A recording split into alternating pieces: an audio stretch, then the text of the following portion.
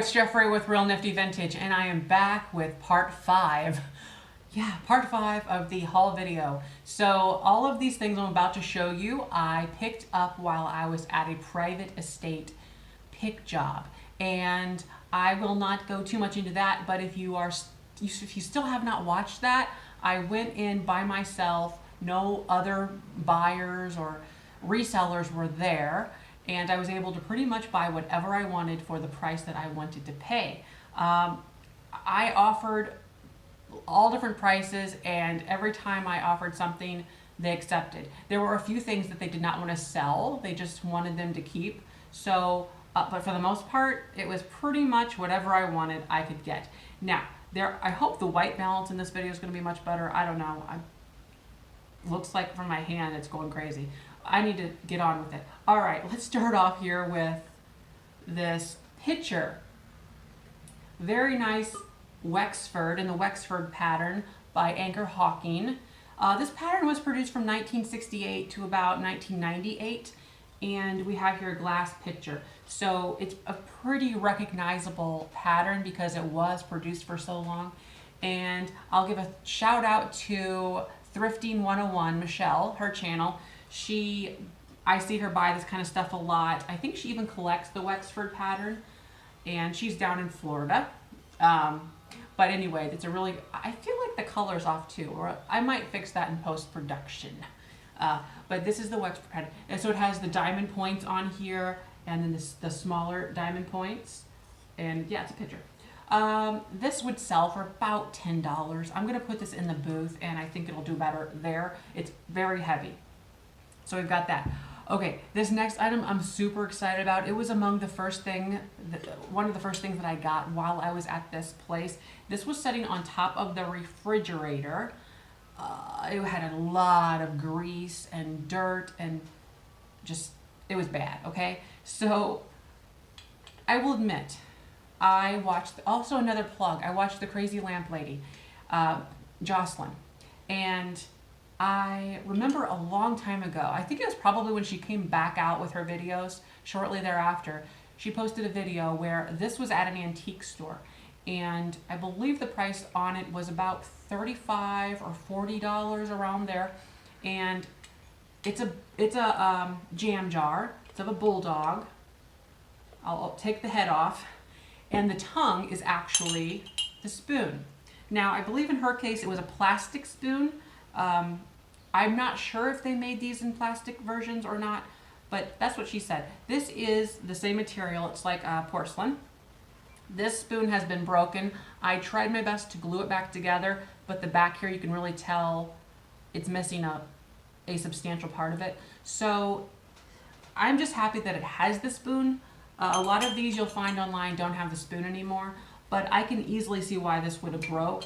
You know, if you have some jam in there and you're trying to use the spoon, it'll just snap right off because it's pretty thin right there on the handle. So, I did my best to try to remove some of this grease.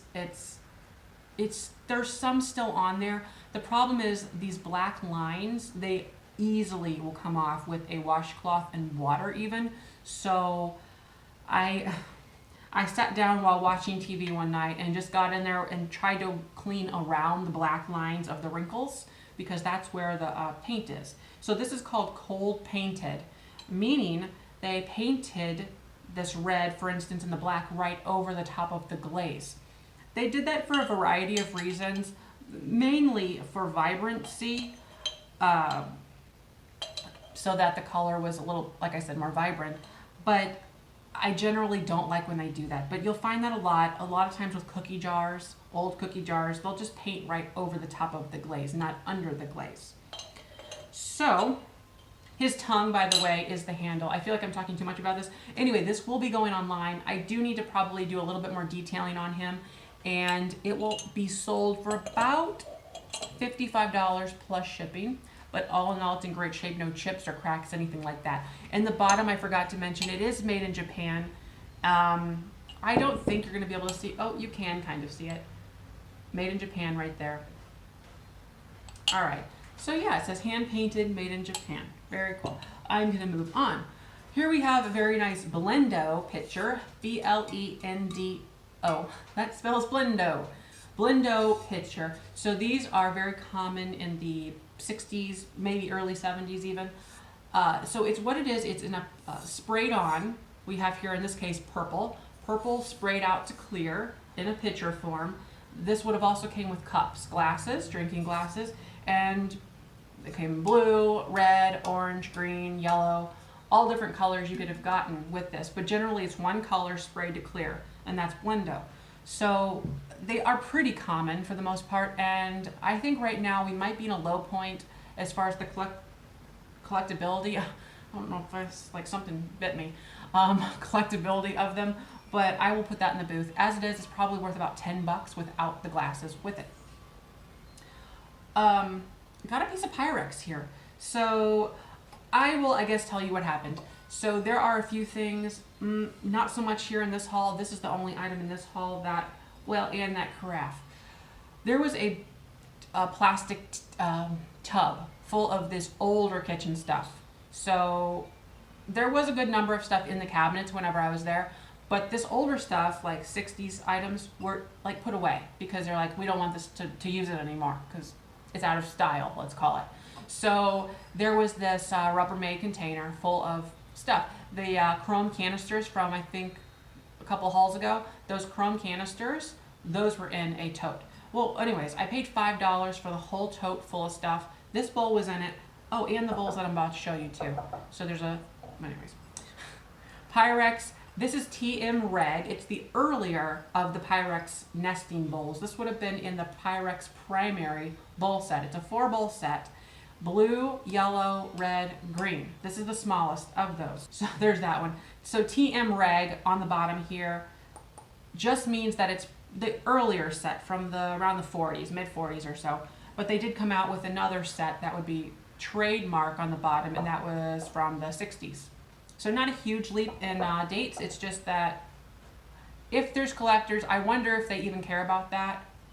I think I would care. I would probably want all of the same marks on the bottom. Anyways, we have here a set of little mixing bowls here. This is not McCoy, though it looks a lot like McCoy. I think that this is a reproduction probably put out in maybe the 90s. I cannot verify that, so that's truly a guess, but it just looks like that to me. There's no maker's mark in the bottom, and the white is doing some weird stuff again. It's not that white. It's just this bisque color, like this beigey, creamy color with pink and blue lines on it. But this is very similar to a McCoy pattern, but it's not. So anyways, I have the 3-bowl set here, as you can see. It's not in perfect shape. There is wear to it, but I cannot confirm if this is truly from the 60s or what. I don't think it really matters. There's not really a mark on it, so it'll go in the booth. I can tell you that. What it's worth, I don't know, about $12 perhaps. Here, I'll show you the set. It's not a very large set, and it might have actually came originally with even a bigger bowl, because this is, I don't know. I need to move on. Okay. Something here that I'm really excited about comes to us from World War II, 1939 to 1945. This is not milk glass. I was about to say milk glass. It's Corning. And if you're wondering why it's not milk glass, I actually have a video out. I forgot what I named it, but I think it's called This Isn't Milk Glass or something along those lines. It's Corning, TM Reg Corning. And in case you're a little wondering here, Corning is the parent company of Pyrex. So Corning predates Pyrex. Pyrex originally came out not in this opal color. It came out clear as a borosilicate lime glass. But this is this kind, okay? So it has, what is the name of this guy? I don't know. Someone out there that collects old Corning would probably know. It has this guy. He almost looks like he's playing golf. And it says Corning, made in USA, TM Reg, and there's like this figure of a person right in the center there. Anyway, I'm going to tell you what these are. These are known as Watchman's mugs, and it kind of has a silly story. There's no handle, they're mugs, but the story goes that they were hand warmers for watchmen in World War II. So I have 3 of them. Now, I think probably quite a few of you, or I don't want to generalize, but I'm just saying, maybe you would be like, I don't know what this thing is. It's probably not worth a lot, but they're worth pretty good money. I mean, they're collectible and they're not very common. But I did see that they said corning on there, and I was like, that's kind of unique looking. So I grabbed them for that, taking a chance, not knowing truly what they were until I did the research at home. But like I said, that's what they are. These go for about, what do they go for? Yeah, about $25 to $30 a piece, if my memory is right, and I think it is. So I have 3 of them. So that's really cool. Really good piece of history there, and pretty rare. I mean, you don't see them often. I need to move on. A velvet, or velvet can, these are very common, has a barcode on the back. It's worth $1, $2.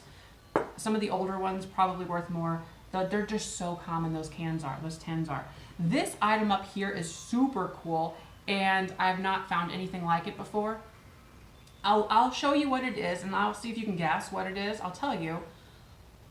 But there it is. I'll take off this topper here. There's this kind of a brush, and then it kind of just has an empty, it's just empty inside. And it's ceramic. Okay, so there is writing on the top of it, which kind of clued me in a little bit. It says, the original pike, P-I-K-E, and there's like a fish, and pike is in the word fish. And then there was words below it that I couldn't read, and I thought it said better fastener, and I just kept trying to read it. It's very hard to make out. But after a little bit of research, it says better moistener. So this is an envelope moistener. There's the brush for it. And I'm still unsure how it would go together when it was in use. But it goes like this. Okay, I know the lid goes on like that. And then your envelope flap can slide underneath here.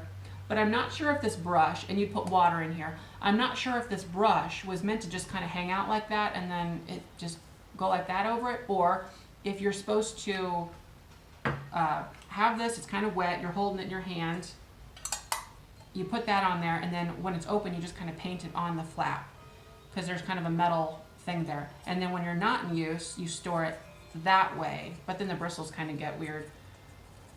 So I don't know. Maybe one of you guys out there know. It's definitely a first for me. And another plug, I just am full of plugs today. Scott with the old Curiosity Shop. I tried asking him because he's really into the 40s and 40s and 30s and 20s.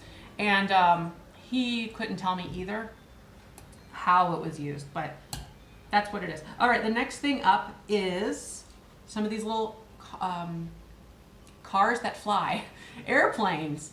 And they're really interesting, and I actually have not really purchased airplane models before, so this was really fun for me. The grouping that I'm about to show you, I paid $5 for, took a chance. I think I'll do well. So these are made by M-A-I-S-T-O, Maisto, made in China. So they're not old, that's okay, they're just collectible. And I think when I looked these up, they are from around 1998. So, still pretty cool. I have these, and they do have the stands. This one here happens to be an F-35 Lightning Roman numeral 2. Then we have a F-15 Eagle, really cool. Then we have a Fighting Falcon F-16, nice. Then we have a SR-71 Blackbird. I'll tell you what they're worth in just a minute. This one here is a F-24 Liberator. This one here is a G.I. Joe, but still, does that say G.I. Joe? Where did I think I made that up? No, it does say it there. So a partnership, maybe? B-17G. I wonder if those numbers actually relate to something else or if they are truly part of the plane. I don't know. So there's that one. Then we have a Navy plane. USS Saratoga, it says on the plane itself. This is Phantom 2, Roman numeral 2. I know I'm going quick, but I don't know how into all these you are, so I don't want to be too caught up with it. A-10 Thunderbolt, Roman numeral 2. Okay, those are the planes that I got. Good assortment of them. Paid $5 for all. They sell online on eBay for about $10 a piece. So I'm wrestling with whether or not I want to group them together and put them on eBay for around $10 a piece times the number, which was what, 8 or so, or put them in the booth. I think they'll sell in the booth, and they might even sell for a little bit more in the booth. I could probably put $12 each on them in the booth, which I might do. So actually, that said, if you're interested in any of those, I will sell them, but I'm not going to list them probably individually. So if you're interested, just, this gets tricky. So within like the next few days, and then I'm going to be like done and not sell them individually out. But yeah, and I think I'll do like $15 with shipping included as long as you're in the US. So there we are. This here is a little, that darn thing. It's not that white. It's sort of like a beigey, creamy oatmeal kind of a color. This is known as Custard Glass. Sometimes, and here's a black light, sometimes it will glow purple, right? Sometimes it'll glow green if it has uranium in it. But not all custard glass does have uranium in it, and that's not really a reliable way to tell if it's custard glass. As far as I'm concerned, custard glass is really just based on the color itself. Now it does depend on if it's older. What am I trying to say? Like anything, like milk glass or carnival glass, the older stuff, the older it is, it's probably a little bit more desirable. And frankly, I'm not sure how to best tell what older and newer custard glass is, but there is a ring of fire test you can do. I've never been good at that, at telling what the ring of fire is. Maybe I don't have the right eyes for it, but just with milk glass, they say if you hold it up to the light and you see a ring of fire around the edge of the glass, it supposedly is older. Something to do with the components of the glass and how it was made. But there we are. I don't know. All right, these are pretty cool, and it is like cast iron. So it's like a miniature set here. We have a little coal bucket with rocks in it right now, with a little scoop. And we have a handled pot. That's kind of cool. Then we have a bucket. Can't get that. There we go. Little bucket. And then this base, which just, it was all setting in. So those are neat. I don't know what I'm doing with those, and I don't really know the value of something like this. I guess they're toys, like little toys. So yeah, I need to do a little research on that one. It could end up in the booth. It could end up online. Not quite sure. These here, they were part of a bundle of things that I bought, and not something I typically would buy and sell, but I thought I would give them a shot. So we have the set of 3 here. And the reason why I don't usually buy this sort of stuff is because I don't think that there's a huge market out there for them. And plus, it really this stuff confuses me. I don't know like what they are. Like, I don't know. I don't even want to guess. Like, yeah. So there they are. They're supposedly made of teak, but it's just all these ancient cultures and civilizations. There's just so many, and it confuses my little brain. So, yeah. Here we have a little milk glass bell. Anything written on there? No, nothing really written on there. It's kind of a hobnail. Darn it, you can't see. There's a hobnail. I'm creating shadows, so you could probably see the hobs and the nails. No, the hobnails. That's just a little handled bell. Could probably go in the booth. This is a very nice, see here, Speak No Evil monkey brass. Pretty heavy too. This is made in Taiwan, so really cool. That'll probably go online. It sells for about $15 plus shipping. July Angel. That is made by UCGC, Taiwan. Could end up online, I'm not sure. And then we have here a Lefton Paperboy. Yeah, Paperboy and Dog. What's left of the Lefton sticker, and you can't even see that. But yeah, there it is. This was also, this is a musical figurine, and it says Christmas 1991 on the bottom. Made in Taiwan. So it's a clown with a dog. There he is. Probably end up in the booth. Price wise, maybe like $8 or so. Vest, little vest shaker. I actually have a pair of these in my booth right now, salt and pepper. They're not really doing very well. They're not really selling. So I might mark them down or something. But these are pretty prevalent online, so they're, yeah. That is all I can say about that. This was also in that Rubbermaid container. It's just a coffee carafe pitcher. Silver band, silver design right there. It's not truly like mid-century like we like to think about, though it was around that time frame. So I don't think it's really going to have much desirability. There's that. Okay, this is really cool. I like this. And there's a pair. So we have, and I'm not sure what they are offhand. Oh, wait a minute. What? That's a shaker. There's holes there and a thingy there. And then this is not a shaker. Oh, and then here's the other shaker, the other one. That's cool. So it would be salt and pepper and maybe sugar. Yeah. Sugar and something else. Whatever you want. Oh, I'm backwards on it. That's neat. They are Japan. The foil sticker does say, I love when there's foil stickers. Oh, Dresden art. That's neat. Dresden. Obviously not the Dresden you're thinking of, but there they are. Okay, these little guys confused me as well. Not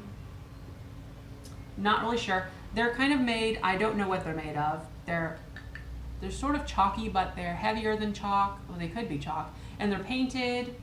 I've got 4 of them. Little country guys. So yeah, I don't know what these are. I don't know, there's the bottom of that one. It's kind of, I'm not sure.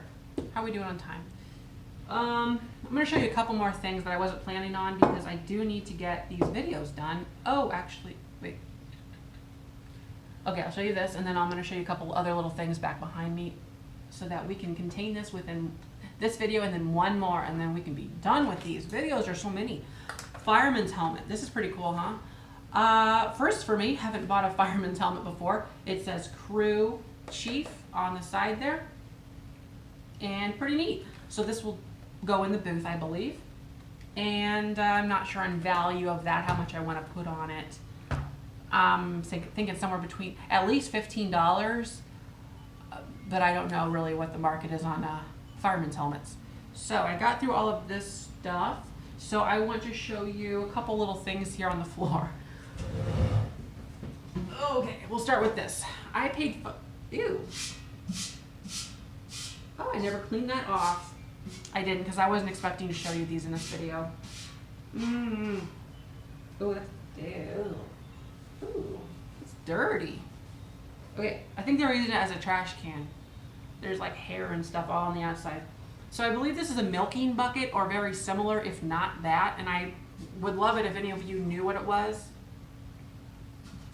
Handle on the side there. So it could be cream, or if like you're milking a cow. In age, I don't know about the age either. So yeah, primitives are kind of my weak point. I don't have a lot of knowledge in like primitive stuff. I would consider this more primitive, even though it could not. It doesn't have to be old. Oh, it does say something on top. I can't read it though. Ugh. I don't know if you will be able to because the camera's weird. Right in there. I don't know if that's going to focus or not. I doubt it.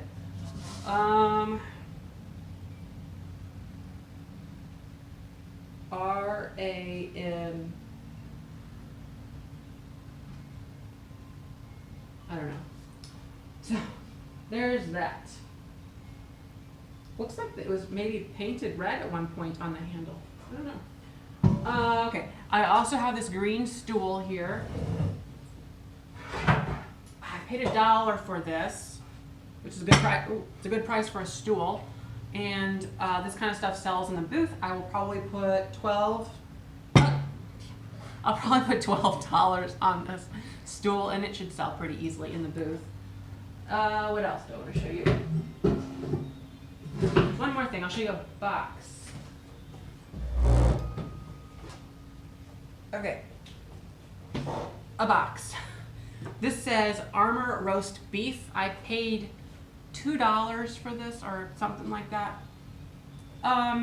Yeah, it's kind of an old box. It looks interesting. Roast beef on that side. Not sure why I bought it, because who wants to have a roast beef box? So that could be kind of a mistake. Maybe. I mean, it's still an old, interesting box for the booth. So I think I'll be okay, to be honest. Do I want to show you anything else? No, that's it. So thanks for watching, and don't forget to like, comment, and subscribe. Bye-bye.